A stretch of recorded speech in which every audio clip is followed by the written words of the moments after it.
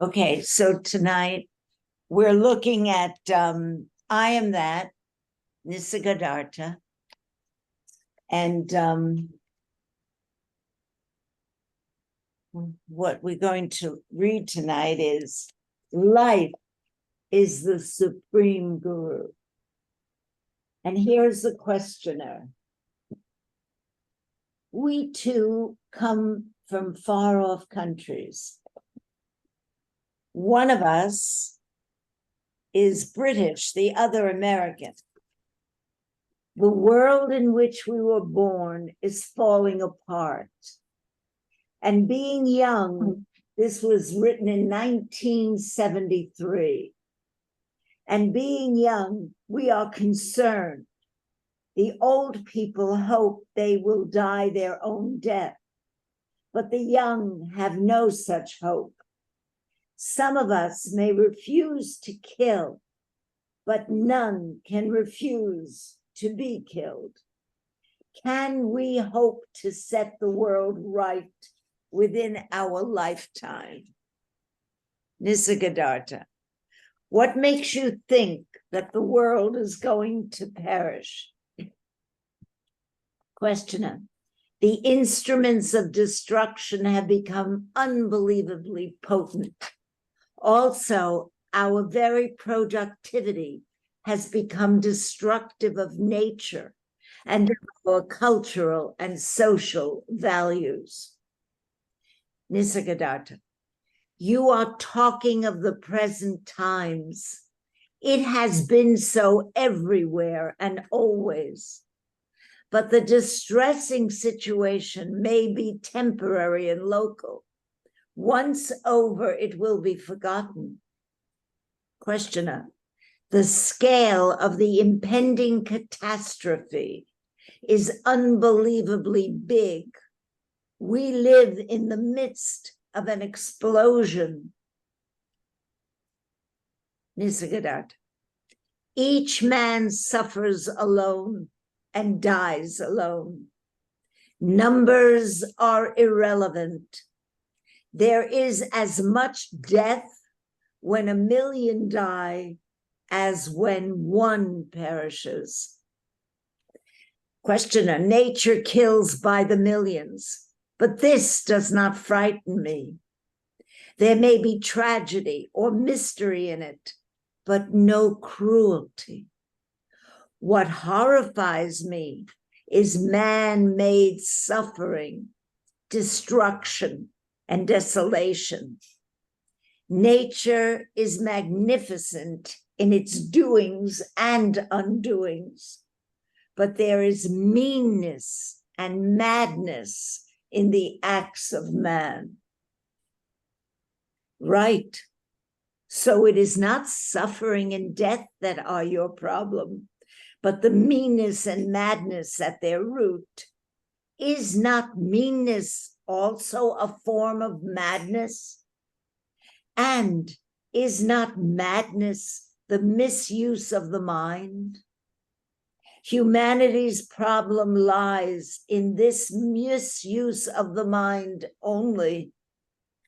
All the treasures of nature and spirit are open to man, who will use his mind rightly. Well, what is the right use of it? Fear and greed cause the misuse of the mind. The right use of mind is in the service of love, of life, of truth, of beauty. Easier said than done. Love of truth, of man, goodwill, what luxury. We need plenty of it to set the world right. But who will provide? You can spend an eternity looking elsewhere for truth and love, intelligence and goodwill, imploring God and man, all in vain. You must begin in yourself, with yourself. This is the inexorable law. You cannot change the image without changing the face. First, realize that your world is only a reflection of yourself, and stop finding fault with the reflection. Attend to yourself. Set yourself right mentally and emotionally. The physical will follow automatically. You talk so much of reforms, economic, social, political. Leave alone the reforms and mind the reformer. What kind of world can a man create who is stupid, greedy, and heartless? Well, if we have to wait for a change of heart, we shall have to wait indefinitely. Yours is a course of perfection, which is also a counsel of despair. When all are perfect, the world will be perfect. What useless truism. I did not say it. I only said you cannot change the world before changing yourself. I did not say before changing everybody. It is neither necessary nor possible to change others. But if you can change yourself, you will find that no other change is needed. To change the picture, you merely change the film. You do not attack the cinema screen. How can you be so sure of yourself? How do you know that what you say is true? It is not of myself that I am sure. I am sure of you. All you need is to stop searching outside what can be found only within. Set your vision right before you operate. You are suffering from acute misapprehension. Clarify your mind. Purify your heart. Sanctify your life. This is the quickest way to a change of your world. Oh, well, so many saints and mystics lived and died. They didn't change my world. How could they? Your world is not theirs, nor is theirs yours. Well, surely there's a factual world common to all. The world of things, of energy and matter. Even if there were such a common world of things and forces, it is not the world in which we live. Ours is a world of feelings and ideas, of attractions and repulsions, of scales of values, of motives and incentives, a mental world altogether. Biologically, we need very little. Our problems are of a different order. Problems created by desires and fears and wrong ideas can be solved only on the level of the mind. You must conquer your own mind, and for this, you must go beyond it. What does it mean to go beyond the mind? You have gone beyond the body, haven't you? You do not closely follow your digestion, your circulation, or elimination. These have become automatic.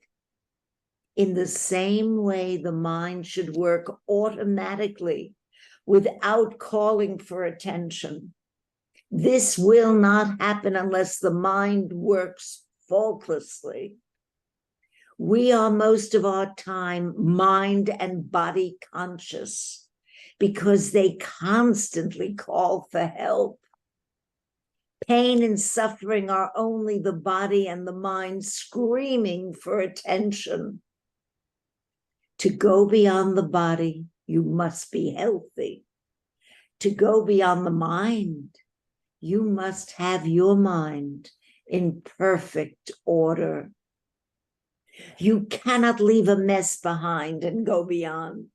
The mess will bog you up. Pick up your rubbish seems to be the universal law, and a just law too. Am I permitted to ask you, how did you go beyond the mind? By the grace of my Guru. What shape his grace took? He told me what is true. What did he tell you? He told me I am the supreme reality. What did you do about it? I trusted him and remembered it. Is that all? Yes, I remembered him. I remembered what he said. You mean to say that that was enough? What more needs be done? It was quite a lot to remember the Guru and his words. My advice to you is even less difficult than this. Just remember yourself. I am is enough to heal your mind and take you beyond. Just have some trust. I don't mislead you. Why should I? Do I want anything from you? I wish you well. Such is my nature. Why should I mislead you? Common sense, too, will tell you that to fulfill a desire, you must keep your mind on it. If you want to know your true nature, you must have yourself in mind all the time until the secret of your being stands revealed. Why should self-remembrance bring one to self-realization? Because they are but two aspects of the same state. Self-remembrance is in the mind.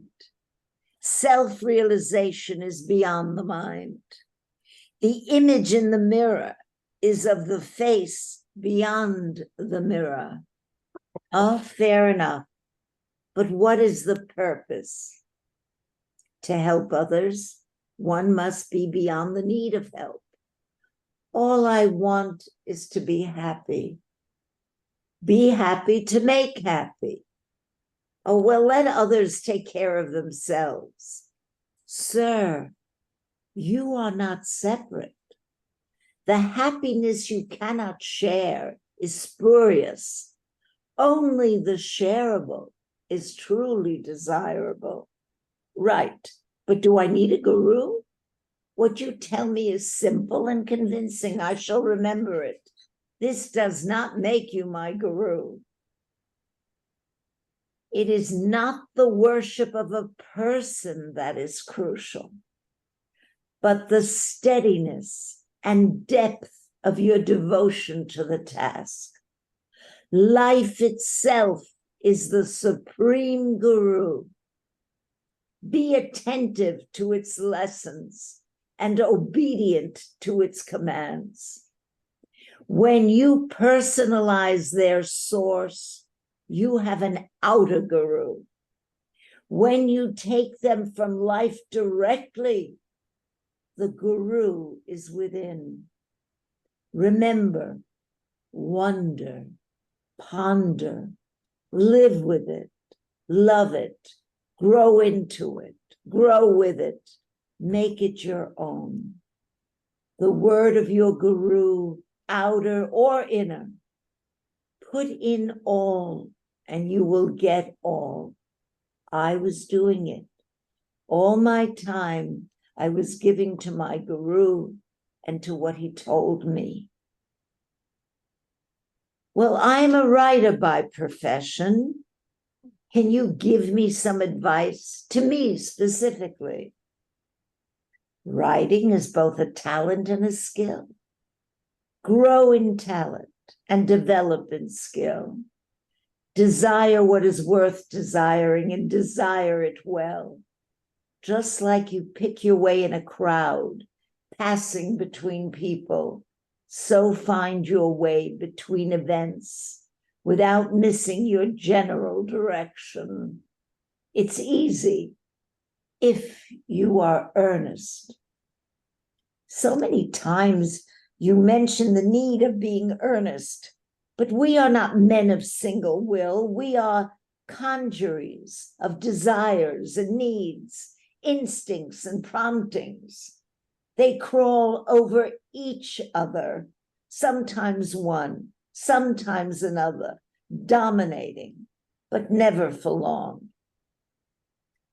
There are no needs, desires only. Well, yeah, but to eat, to drink, to shelter one's body, to live, the desire to live is the one fundamental desire.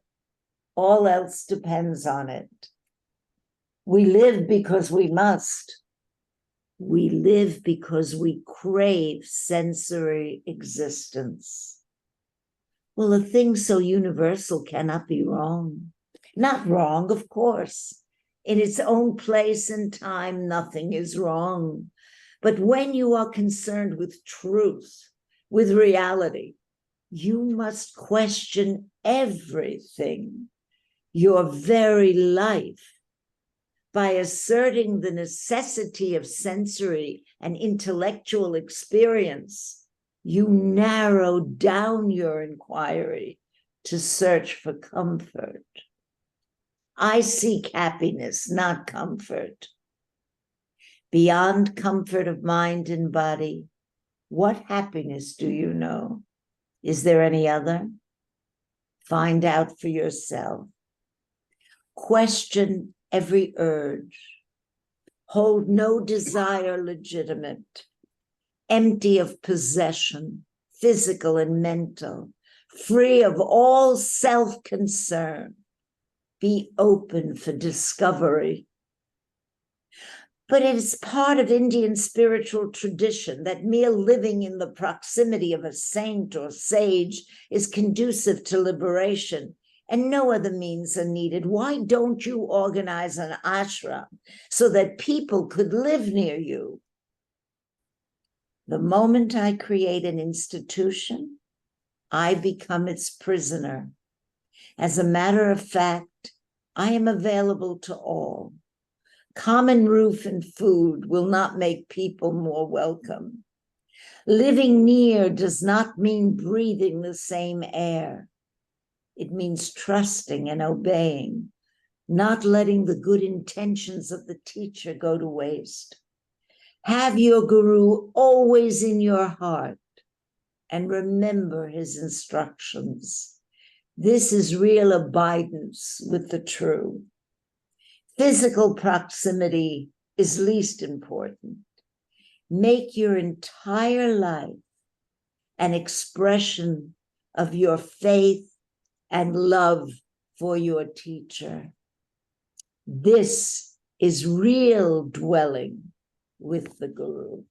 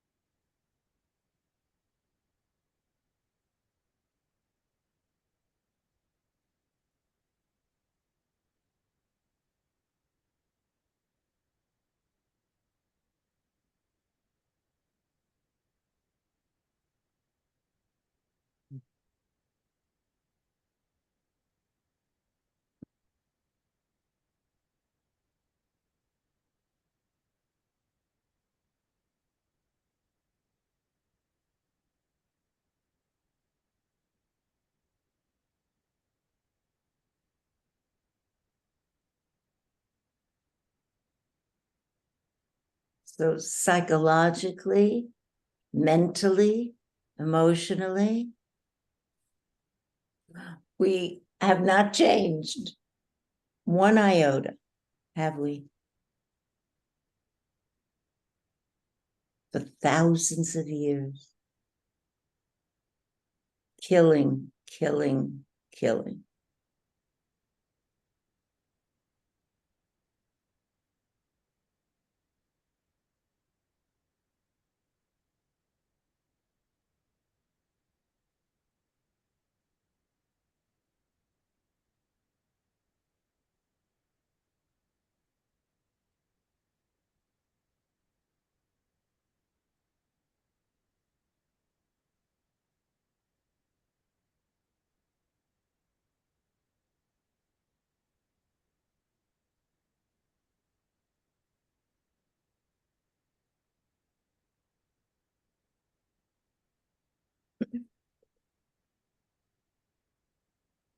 So he asks a good question here.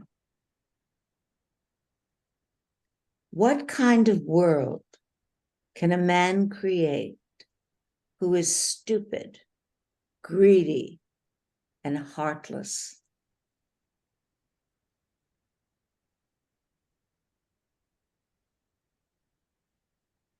And problems created by desires and fears and wrong ideas can be solved only on the level of the mind. Wrong ideas.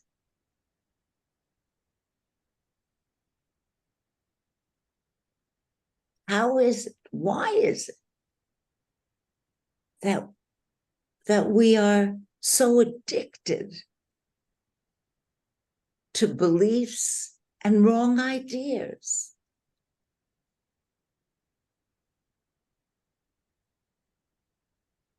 We've been brought up that way.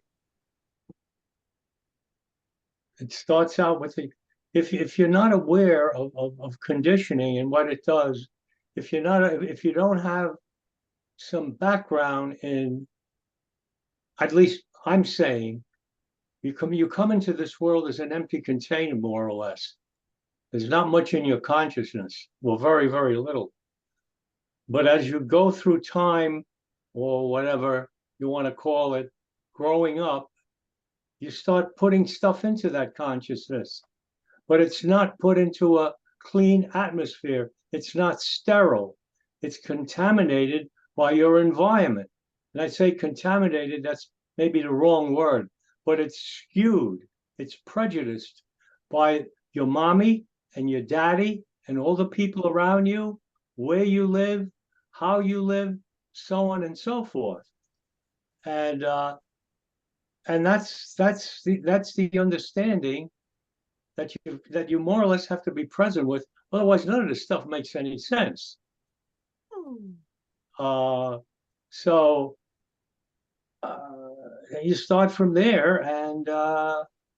and then see that at some point, hopefully, that a lot of your elders didn't necessarily give you a good steer on stuff.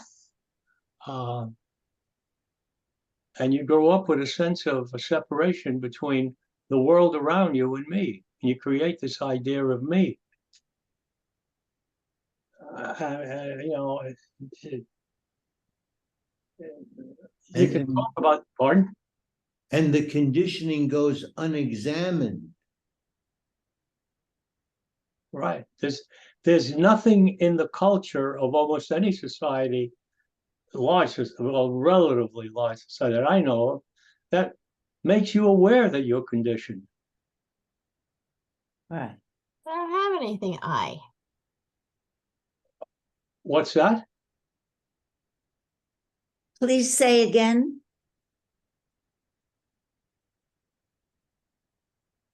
I don't know. Well,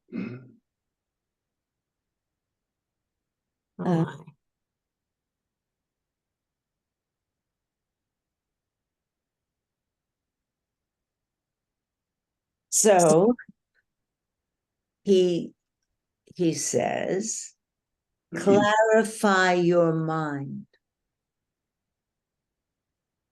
purify your heart, sanctify your life.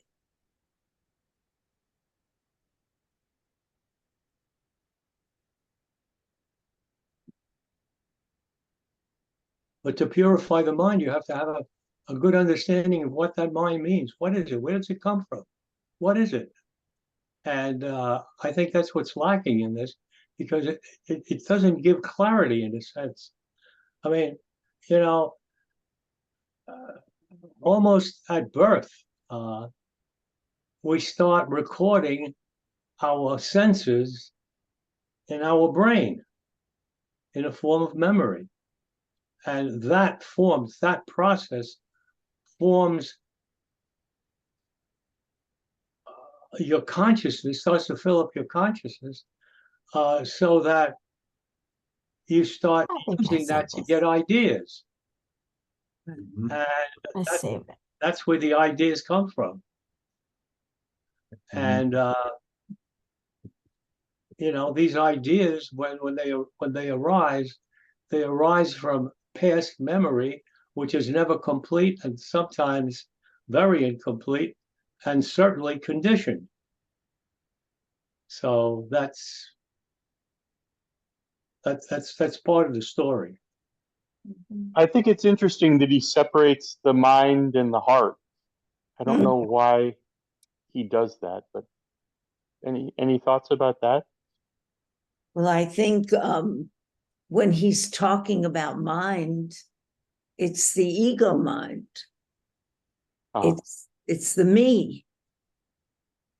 That's and then what, yeah. what's the heart in that case? Well, so if the mind is the ego mind and it's in time and space, I think he's pointing to the heart, which is in timelessness. Because there is no me. The me lives in thought. The heart, when you talk about heart, you're really talking about something which is beyond the me, something that's not touched by thought. Maybe he's referring to present awareness, the heart. Okay, good. And I come to that by the mind is what messes things up. And you're trying to clear the mind.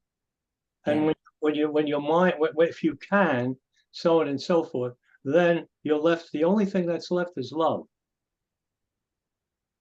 Yes. And that's timeless. It's endless. Yes.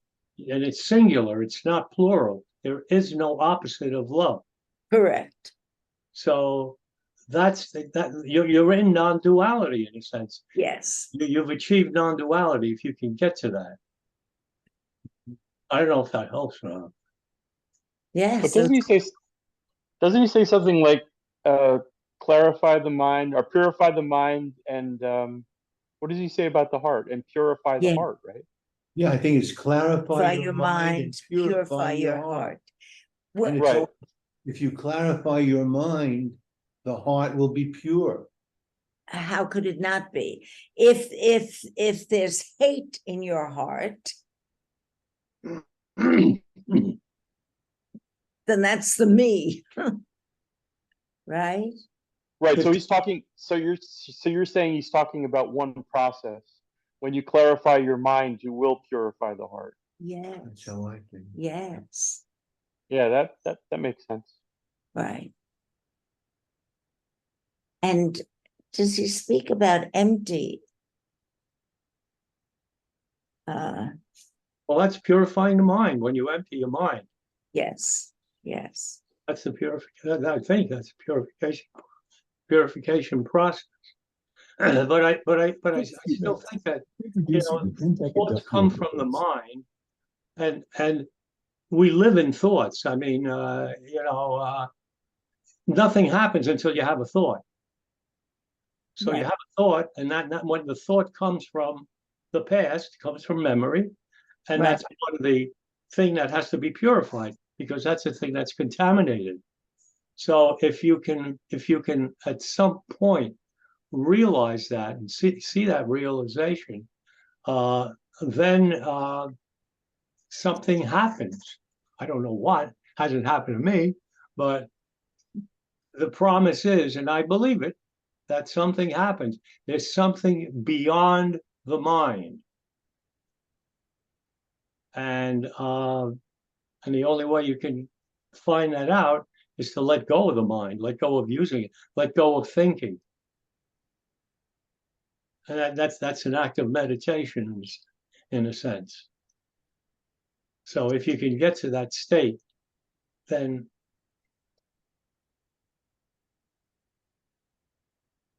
Yeah.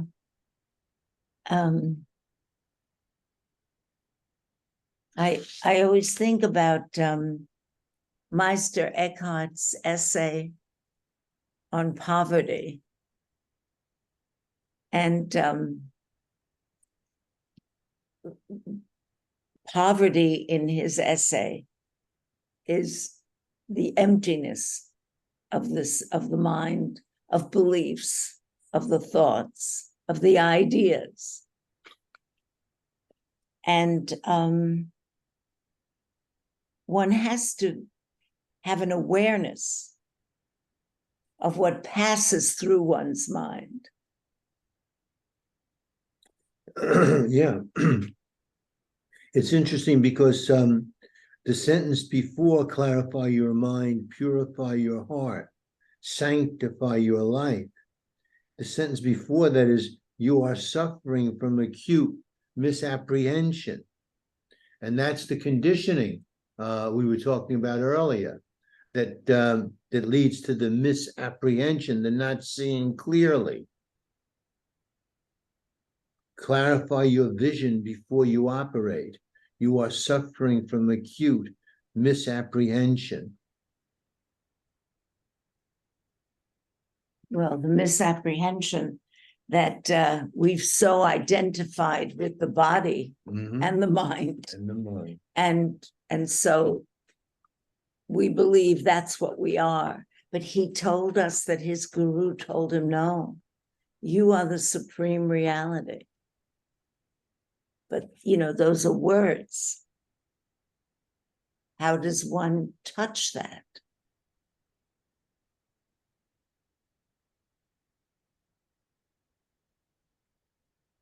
When the mind is still, when the mind is empty, something else appears.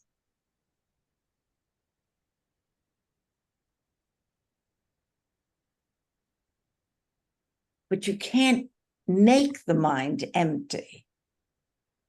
The best you can do is have an awareness that it's not empty. Have an awareness of what's floating through that mind. I think the best thing for me is that I'm constantly aware that I'm having a thought. And as long as I have a thought, I'm not empty. And I think all of us have had, very brief experiences of being empty, of not having any thought, being in a situation where all of a sudden you become conscious of being in that situation. Well, where the hell were you before? And it's just a question of not thinking, being in a situation and not having any thought in your mind. Usually that comes with me, usually in nature some way. I'm by a scene or something, and so that's as close as I've gotten to this emptying and this this what Nisargadatta calls I am. I don't like the I am because I don't like to use the word I. To me, it's very difficult for me to disassociate I from ego, from me. Yes. So I yes. just assume not go there. But I understand what he's saying, I think. Well, you can just tune into being present. You don't have to say I am. You don't have to say it. Just be it in the present, a sense of presence. Yeah, and also I think when you said if you still the mind, something else appears. I think it's actually that something else is always here, Ah, but we're just kind of right. distracted by these activities of Right. mind. Correct. So we correct, don't, yeah. Correct. Yes. Yes. Yeah, because when you're in that state of no thought of sewing, you're still present. When your mind is blank and you're empty, let's say, you're still present. Absolutely. So that's the thing, that you can have these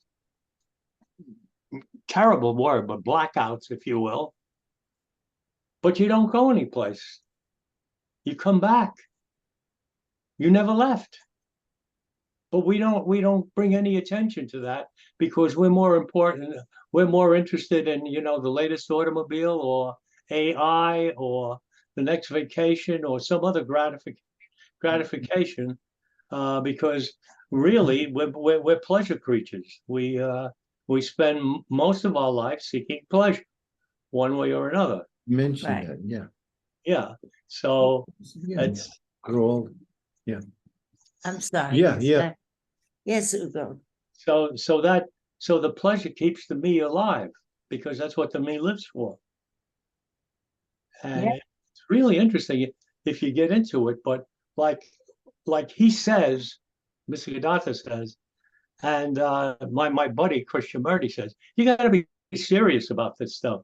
You can't do this for 10 minutes a week or, once a month or I don't know how long, but you got to really want it. And this is why I love this Christian Murdy. He'd get these thousands of people in a tent and he'd kind of imply, if there's 3 or 4 people here that know what's going on and they're listening to me, I'm happy. I mean, because to a large extent, a lot of this non-duality, it's entertainment. It's a form of entertainment. And they're not really willing to read enough so you get enough information so you can work stuff out for yourself. And for me, it's a question of how much effort do I want to do? And I don't give it enough effort. Otherwise, I wouldn't be talking to you guys. I'd be off someplace else, empty and happy. Are you saying we're your second choice, Ugo? Unfortunately. You're a chip off the old block. I guess if I had a me, it would be hurt. If I had, I'm sorry, Chip, what? I guess if I had a me, it would be hurt. Oh, Well, good for you. Hmm. I think it's interesting also the other perspective, which is basically this idea that the me doesn't really exist, Mhm. which is what all these guys are always saying. And I think entertaining that what would you call that? Entity? That notion, entertaining that notion or that idea and viewing the world from that idea is kind of fun and interesting. Lisa, I hope you had a great time in Europe. I've got some exciting news. We are officially standing 5 miles away, and we got your street sign mail the other day, and it looks amazing. We can't wait to hang it up.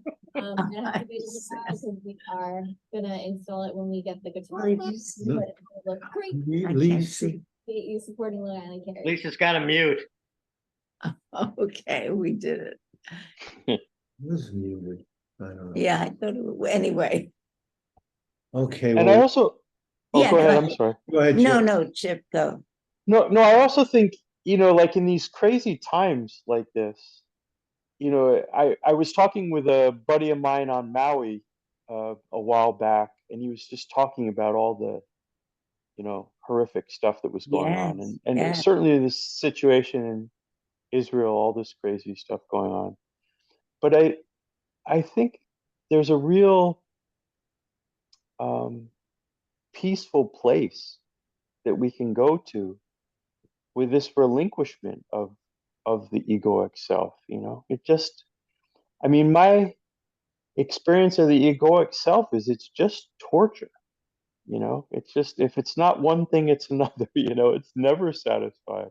It's never, and to make sense of the world, uh, in my mind, or in the way that I see it now, it can't be done through the egoic mind. No, There is no peace. no. There is no love. There's nothing that really has value to me at this point in the egoic mind. And because I can't make sense of the world with the stuff that's happening in Israel, and in these horrific situations, as one thing, and also just in terms of regular everyday life, it just doesn't, it never really is complete. It never really makes sense because we're never really at peace in the egoic mind. We're never really in love in the egoic mind. We're never really still. So I think, Ugo, when you're talking about the effort you have to put in, I think effort is one aspect, or one possible approach. But I think another approach, which is I'm I find myself using more and more, is just that discernment of Mm, what I just said. That mhm, really all this stuff, these desires, is it really what I would like in my life? Does the desire really what I like, or would I rather choose peace and mm, stillness and wholeness, that mm. kind of stuff? So I use that approach rather than the effort approach at this point. That's what I'm using. I'm not saying it's for better or for worse or whatever, but it's just a different way of uh, being, I guess, for me. Mhm, mhm. Yeah, I'm trying to find some space to hold down that where I can, I guess, take some solace, Mhm. and I'm having difficulty. I don't know. I was thinking of the Bhagavad Gita, Mhm. actually. Mhm. Which is a huge, talks about a battle, and I was thinking of the dialogue, which I don't remember in its entirety or anything like that. But there was a dialogue between Krishna and Arjuna, Mhm. and essentially it was about fighting an egoless war, Mhm. and that it's not really, it's more about right action on some level Mm. than anything else, and overcoming the illusion that something that anything even exists at all. Relatives, family, right? Arjuna is all stressed out because he doesn't want to kill his loved ones, people that he loves, and family and people he had relationships with. Mhm. And here's this holy entity, Krishna, that's telling him, "Hey, get over yourself." Right? Am I getting that right? Mhm. And I don't know if there's some solace to be found in that, or even any wisdom, at this stage of the game for me, you know, I have been trapped in sort of this matrix, Mm, you uh, and struggling, you know, and I'm wise enough to know, and I'm old enough to know, I don't have the energy anymore. I give up. mm, I'm not going to wield the righteous sort of retribution and right the world. Um, but yet I struggle with, you know, my emotions. But then I feel like the only thing I can really do is not get mad at somebody that pisses me off, mm, you know, mm. and try to be kind. That's about the only real thing I can do, Mhm. which I think is what he's saying here. You know, is try to be kind, try to be loving, try to be forgiving, try to bring forgiveness instead of seeking forgiveness, try to, you know, bring love instead of needing love, those kind of things. Just Mm, try to be that in all Mhm. sincerity and honesty. And and like this song that Tracy Ullman, there's this one line that says, try to remember you defend an empty space, mm, you know? And I think there's solace in that, but it doesn't take away from me the pain of others yes. Right, Mhm. right. that I sense and feel. That's Mhm. right. You know, I can maybe get right with myself, but it's very difficult for me to get right with the suffering of others, you know, and I haven't reconciled that yet. And that's why I guess I was thinking about Krishna and Arjuna, that sort of dialogue they had. It just occurred to me. I mean, I haven't looked it up, I haven't reread it or anything, but I just had this vague recollection, you know, that was sort of what Mhm. Mhm. Mhm. Arjuna was wrestling with also, you know. Was, yes, yeah. So, you know, yeah, I'm not big on words, you know, but Well, that was well said anyway. well, thank you. Yes, Jeff. I'll quit Well, while it I'm. seems to me like you're really taking on a hell of a lot, you know. I mean, I don't know how, I don't know how to say it, but you know, the suffering of the world, it's always been there. And I think that that's something that you are doing, and that's your ego is doing.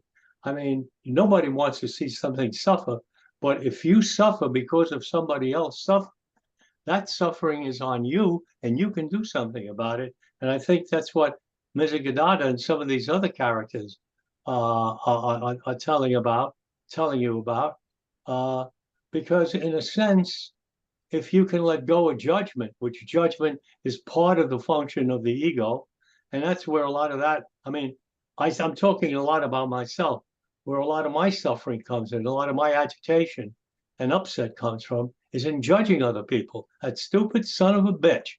God damn, why doesn't that guy move? So on and so forth. And when I can let go of that, it's a relief. I don't have to carry that judgment. Mhm.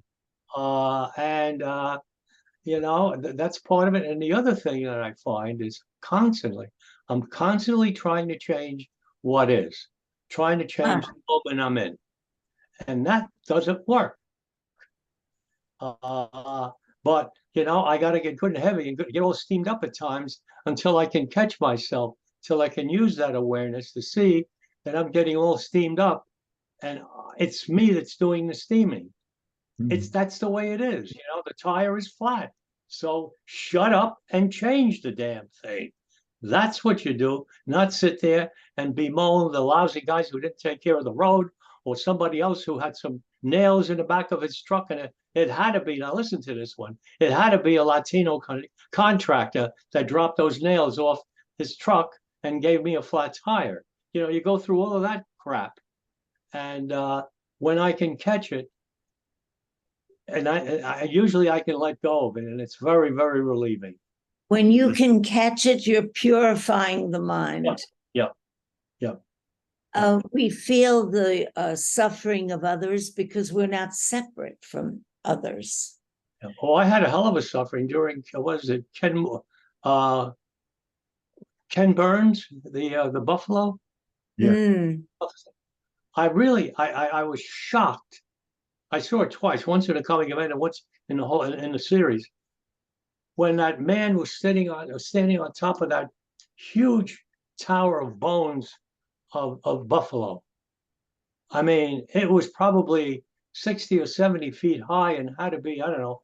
I mean, there must have been millions of I mean, you talk about mindlessness of man. This was just, I don't know, for money, sickness. Yeah, another example of greed is another example of stupid, Greed. greedy heartlessness. Yeah.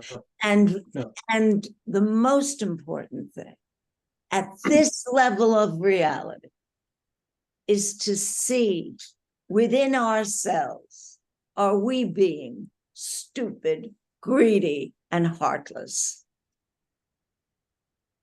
well, that's a challenge that should give us something to focus on in the weeks to come. Right now, we've got to stop. Evelyn and Paul, I want to thank you for choosing such a thoughtful reading this Yeah. evening. Thank you. Ira and I both really appreciated what you put into it and how much it resonated with both of us. Was really beautiful. Appreciate everything that you put out, and talk to you soon. Thank Okay. you. Thank Thanks, you. guys. All right, Thank have you a good so week, much. everyone. Yes. Great. Yeah, thank you so much. Thanks. Thank you. Buonanotte tutti. Thank you. Ciao. Thank- Ciao. Yeah. yeah, good night. Thank you.